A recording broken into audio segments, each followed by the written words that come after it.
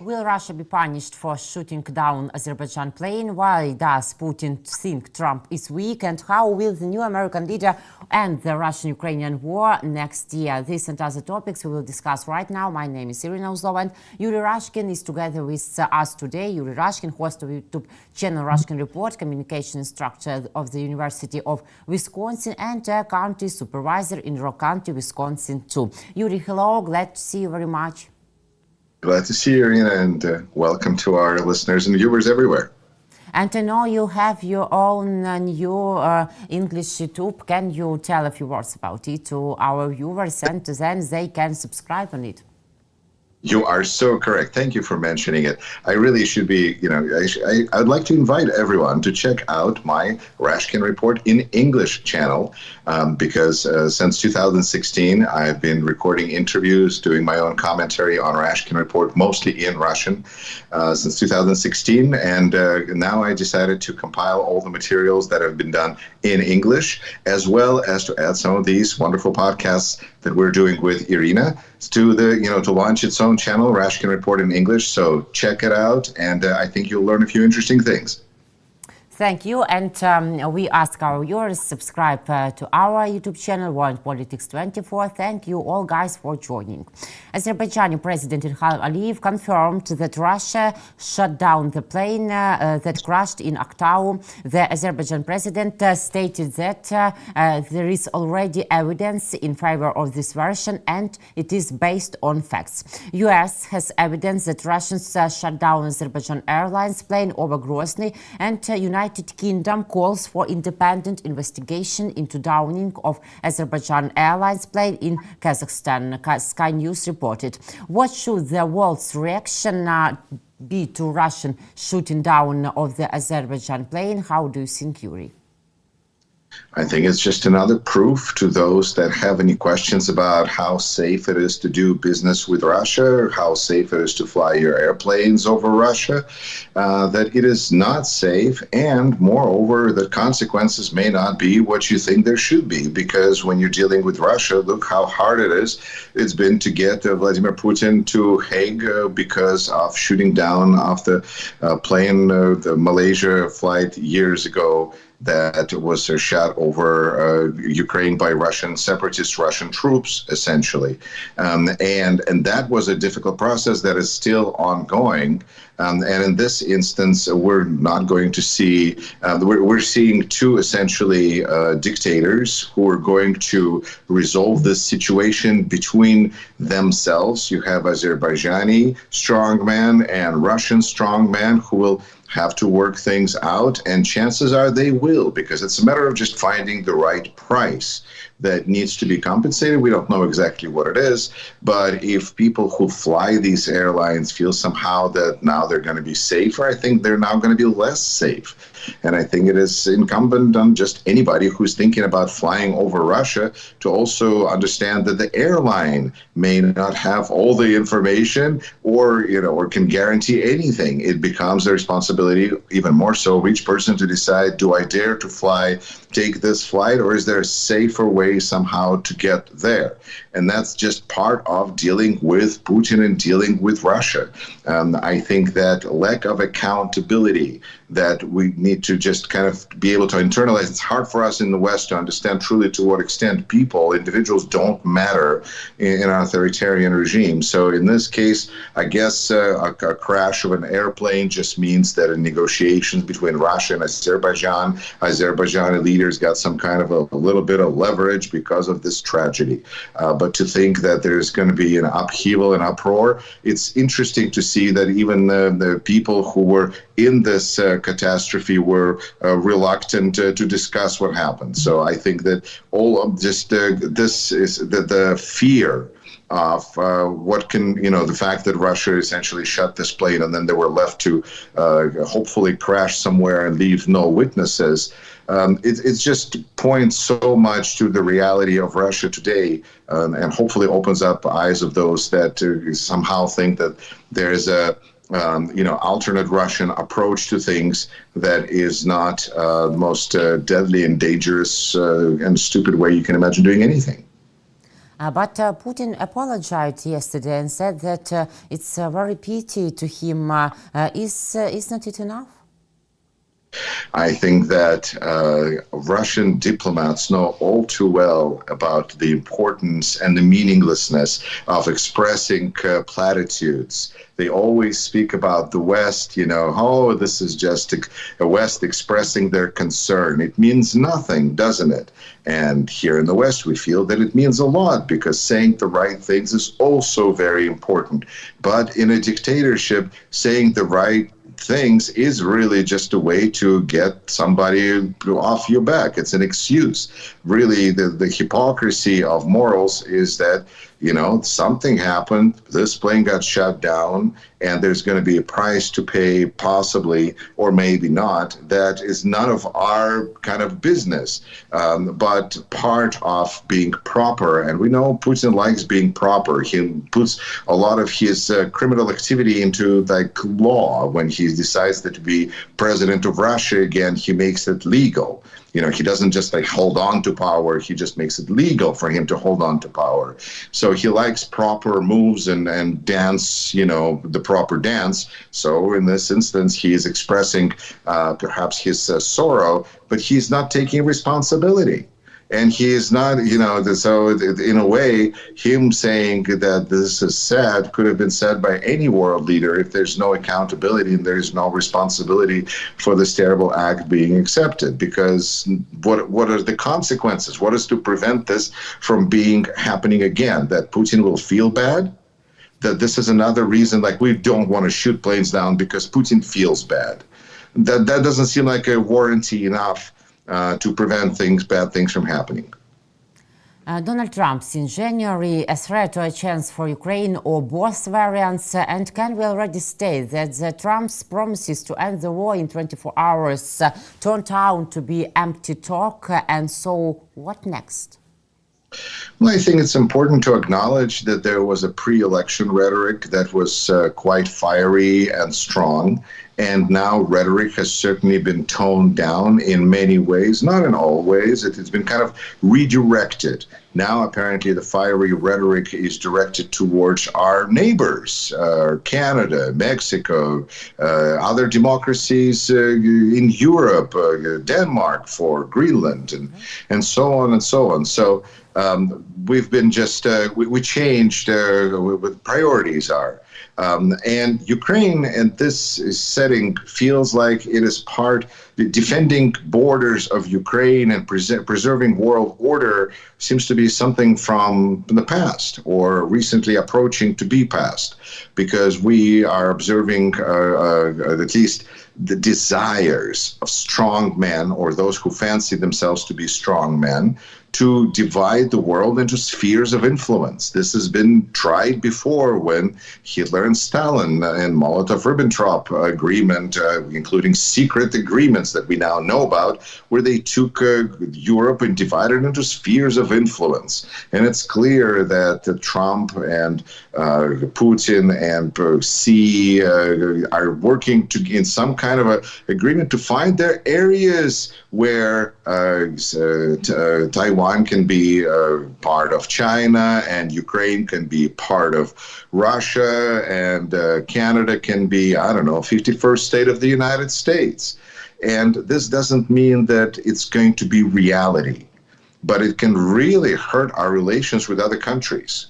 Because I'm visiting Canada right now, and it's amazing to me to see, because how relations with a country that is our closest neighbor, closest ally to the United States, it's always been so easy to go back and forth. And now this conversation, this talk about making Canada 51st state, perhaps this is just regular political international bullying that's now going to be part of American diplomacy. But even if it's not going to make Canada a 51st state, it certainly doesn't make Canadians very happy with us. And why would you want to do that? Why would you want to go in that direction and make your closest allies upset at you is one question, but how easily you can do that, that's remarkable. And so making peace for Ukraine in 24 hours may be very, very difficult for a number of reasons, starting with the fact that Trump really doesn't have any leverage over Putin. Neither does Biden. That's why the only thing we can do is arm Ukraine and wait for Russian regime to, I don't know, come to its senses, collapse, something, change. But 24 hours approach, it was flawed if Biden would have proposed it.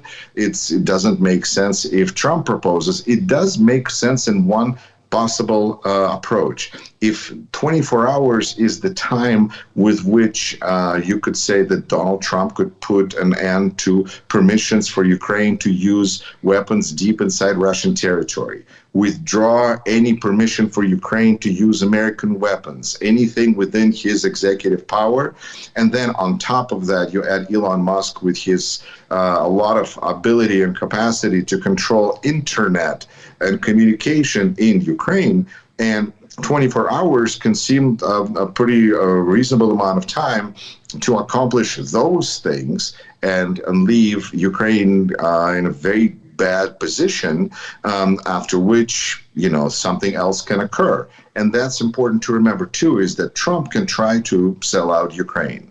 And Trump can try to sell out America by saying, you know what, TikTok is not so bad. Let's leave TikTok here as long as everybody's happy. Who is everybody? I guess Trump. And if Trump is happy, then TikTok can remain in the United States and harvest the information of Americans so we can be sold out to China, and Ukraine can be sold out to Russia. But in the end, we decide if we're going to go on TikTok. The Ukrainians decide if they're in agreement with this plan.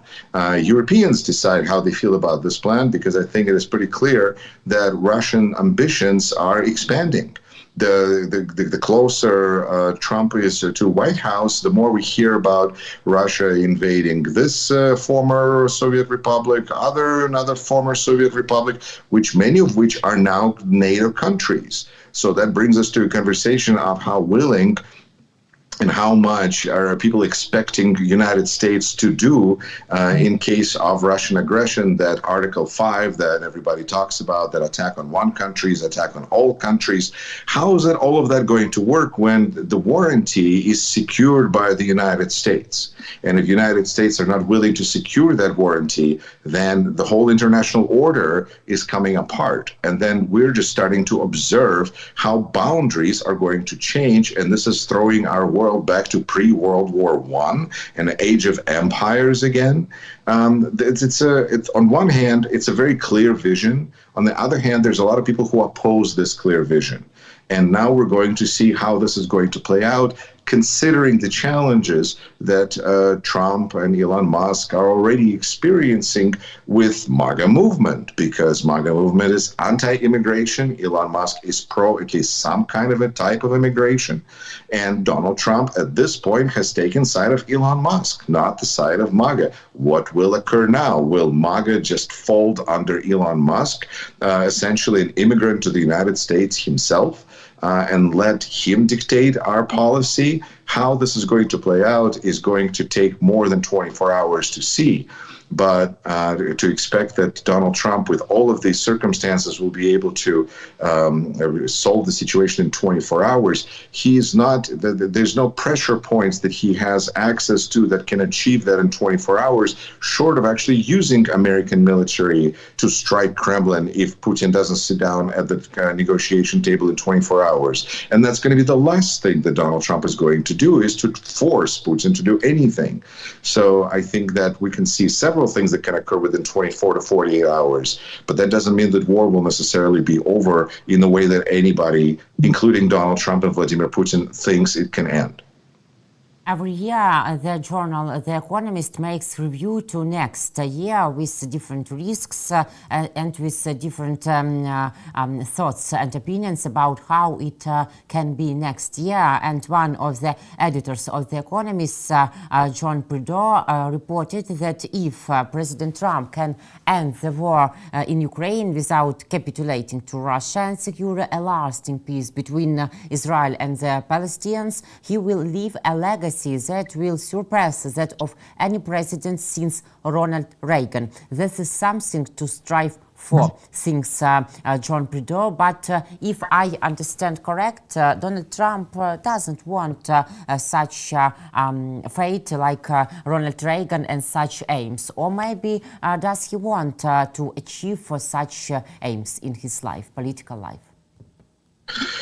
That's several good questions, Iryna, because if we look at predictions for next year, we can all make our best predictions, but then reality on the ground and then what happens in Ukraine is going to determine how much of those predictions are true and accurate.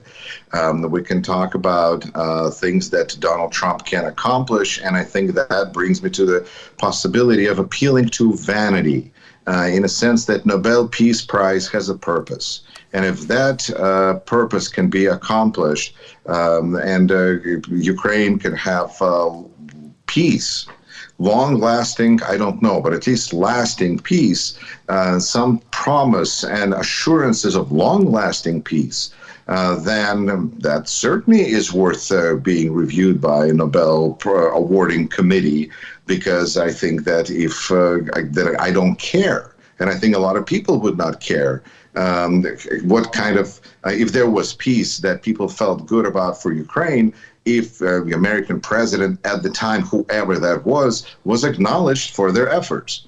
I think regardless of what that president's name is, if they're able to do the job, they should be recognized. And then there's a question of to what extent any of this is realistic, but let's leave that for the end. First of all, Margaret Thatcher and Ronald Reagan, yes, those were two politicians that have done harm and good to because they were influential politicians, and to say that that Donald Trump would want to be like them is saying a lot, because Donald Trump keeps changing his mind. So it's hard to say. He probably was at some point kind of like all of them at any given time. But Ronald Reagan understood the danger and threat of Soviet Union and Russia very clearly. Margaret Thatcher understood danger and threat of Russia very clearly. A lot of their policies were driven by their understanding of the threat that comes from the Soviet Union. And it is hard to see how this next administration will approach things with the same set of priorities at all. Now, it is possible that because there's an element of praise to it, that a person who likes being praised doesn't particularly care who he's being compared to, as long as he's being praised. So on that level, it's convenient. It's also convenient because there's many Republicans who still feel a certain sense of allegiance to Ronald Reagan, and still feel a certain sense of that there was an America that they could believe in. And I feel like that that can be a decreasing number of people in today's America. So necessarily appealing to being like Reagan isn't even the best selling point within the United States, because Democrats never particularly cared for Ronald Reagan, and far from majority of Republicans hold Reagan in high esteem anymore. So it's because isolationism, at least when it comes to ideology, is about being isolated, and Reagan was not an isolationist. So whether Donald Trump is actually in reality an isolationist or not, he could be very involved. He's got a lot of interests all over the world. So it's not necessarily, it sounds almost strange and counterintuitive when we interpret his populism as isolationism. It's just really more about pulling us out of agreements with our allies and resetting how we're approaching the world. And I think that's where the direction of the next administration is likely to focus. So, Yuri, when we, as you mentioned, when we are talking about the redistribution of spheres of influence in the whole world, will Donald Trump start a real trade war against China? How do you think? It seems unlikely at this point, because, again, the rhetoric was very anti-China, And in fact, it's even President Biden who had a last meeting with Xi Jinping and said that here Xi Jinping and said that that China should not distance itself or should continue to reproach with the United States. And I'm not President Biden, but it seems that with the kind of people that are going to be running the country, it seems very unlikely that we're going to distance ourselves from China, or that China is going to particularly distance itself from us, because Elon Musk has such vast interests in China and he has so much influence, as we just saw with the immigration debate in the United States, where Donald Trump took side of Elon Musk over his own followers, that China is actually in pretty good shape as far as the United States are concerned, not to mention that China and Russia and the countries that have strong authoritarian leaderships seem to be North Korea, are countries with whom Donald Trump has an easier time communicating and finding common ground.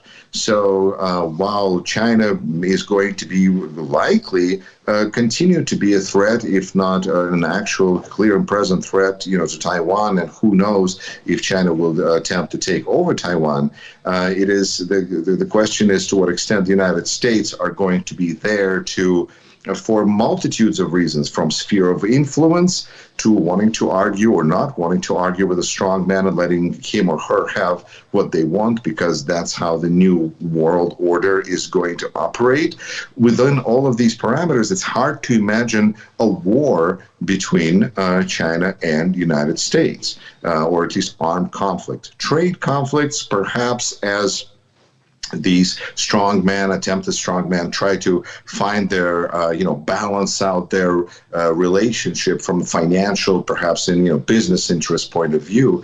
But I can only think back to World War II, where Hitler and Stalin made a deal and they thought that everything was going to be great. And then, as they say in Russian, Hitler broke faith. So the only person that Stalin has ever trusted, Hitler, broke his faith. It's just so terrible of Hitler to break Stalin, because Stalin really believed in him.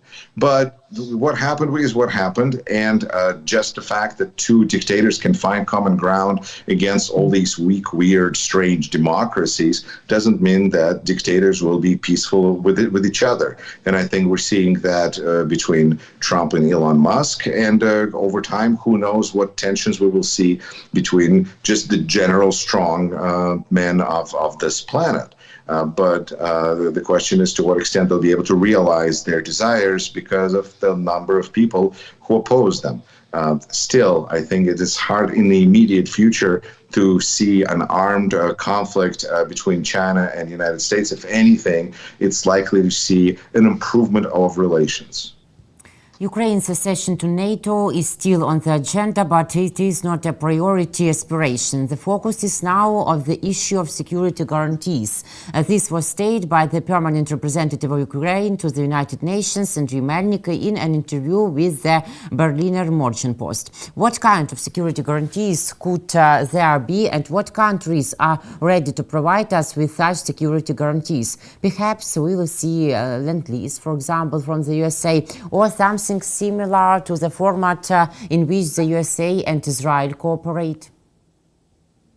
I think that President Biden is leaving President-elect Trump a lot of levers of leverage against Putin's regime, and the way to increase the cost for Putin's regime, and also to ensure his own legacy, Biden's legacy, by giving Trump a lot of ways to help Ukraine going forward. But security guarantees in this situation can only be security guarantees that the only way to back Ukrainian security is Ukrainian armed forces. And I think that is really important to understand for everyone. But it's also important to understand in this, I've been in this media atmosphere for a while now, and it amazes me to what extent people view United States as a superpower, to what extent they think that the United States can do anything it wants. And I feel like it must be a result of work of propaganda, because if you tell everybody that America can do whatever it wants because America is so amazing and so powerful, and then America doesn't do something, anything, well, then this is America, a country that has but chooses not to do this, that, or the other. And so it immediately puts it's a no-win game where America projects strength and at the same time cannot lose anything, and its enemies will always try to display that America is showing weakness here, showing weakness there. But when it comes to the next administration and our alliances, I'm not even sure to what extent NATO is going to continue play its pivotal role, because right now we see Vladimir Putin is afraid of attacking NATO countries. Will he be still afraid to attack NATO countries after January 20th is an open question, because all of those guarantees reside on the shoulders of, frankly, President of the United States, who has to say, no, this is too far. You cannot do this. We feel that this treaty is being violated, and therefore we're going to have an armed military response, because we see that the United States president has an incredible amount of capacity to direct foreign policy. And this would be a matter of foreign policy. Now, it can be argued this is a matter of national defense, national security. But I think that in Trump world, it can be those alliances and the concepts of national security are just going to be viewed differently than they have been up to this point.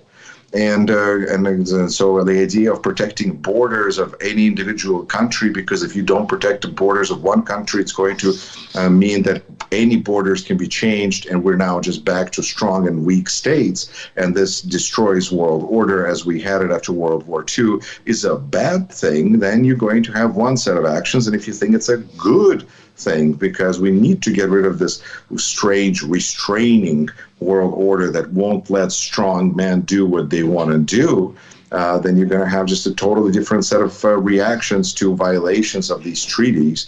Good, like it was supposed to fall apart, and there it did. It showed that it could not do what it was designed to do. Is therefore a failure of another democratic institution is if NATO is not able to support its members. Can you imagine how bad the democracies will look if NATO is not able to function?